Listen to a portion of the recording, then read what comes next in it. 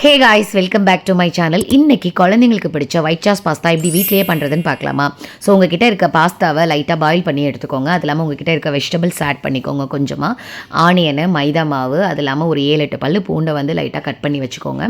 அது இல்லாமல் red chilli flakes, Italian seasoning தேவைப்படும், சீஸு, பால், இது எல்லாமே இதுக்கு தேவைப்படும். ஸோ குழந்தைங்களுக்கு பிடிக்காதவங்க ரெட் சில்லி ஃப்ளேக்ஸ் வந்து கலந்துக்க வேண்டாம். ஸோ ஃபஸ்ட்டு வந்து அந்த க்ரீம் எப்படி ரெடி பண்ணுறதுன்னு பார்த்துக்கலாம். ஒயிட் சாஸ் எப்படி ரெடி பண்ணுறதுன்னு பார்க்கலாம். ஸோ வந்து பட்டர் பட்டர் போட்டுட்டு மைதா மாவு 1 ஸ்பூன் 1 ஸ்பூன் கரைச்சி ஊற்றிக்கோங்க. நான் ஒரு சின்ன மிஸ்டேக் பண்ணிட்டேன். அது இல்லாமல் காய்ச்சி வச்ச பால் எடுத்து அதில் ஊற்றிட்டிங்கன்னா அந்த க்ரீம் வந்து டெக்ஸ்சர் வந்து நமக்கு ரெடி ஆகிடும். அதில் ஒரு சின்ன வெங்காயத்தில் கிராம்பு குத்தி உள்ளே போட்டுருங்க. உரித்து அது சுற்றி கிராம்பு குத்தி உள்ளே போட்டுருங்க. பார்க்கவும் டிஃப்ரெண்ட்டாக இருக்கும், செம்ம டேஸ்ட்டாக இருக்கும். ஸோ அதை தனியாக வச்சுக்கோங்க. இன்னொரு பக்கம் வெஜிடபிள்ஸை பாயில் பண்ணி வச்சுக்கோங்க. அது இல்லாமல் இன்னொரு சட்டியோ இல்லை ஒரு பேனோ எடுத்துகிட்டு அதில் கொஞ்சமாக பட்டர் போட்டுட்டு பூண்டு ஃபஸ்ட்டு போட்டுட்டு அதுக்கப்புறம் வெங்காயத்துக்கு அப்புறம் வெஜிடபிள்ஸ்க்கு அப்புறமா வந்து நீங்கள் ஆல்ரெடி பாயில் பண்ணி வச்ச பாஸ்தாவை எடுத்து போட்டுக்கோங்க. ரெட் சில்லி ஃப்ளேக்ஸ் வந்து கலந்துக்கோங்க. கொஞ்சமாக உப்பு போட்டுக்கோங்க.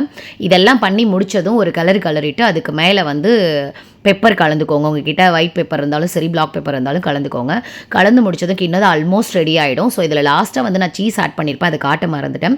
ஸோ இதெல்லாம் பண்ணி முடிச்சுட்டு நம்ம ஆல்ரெடி க்ரீம் பண்ணி வச்சுருக்கோம் இல்லையா, ஒயிட் சாஸ் பண்ணி வச்சுருக்கோம் இல்லையா, ஸோ அதை எடுத்து ஊற்றிடுங்க. ஊற்றின உடனே செம்ம டேஸ்ட்டாக இருக்கும். சாப்பிட்டு பார்த்தீங்கன்னா இதுக்கு மேலே சீஸை கலந்துட்டு சர்வ் பண்ணிவிடுங்க. வேணும்னா அதுக்கு மேலே red chilli flakes, Italian seasoning கலந்துக்கோங்க.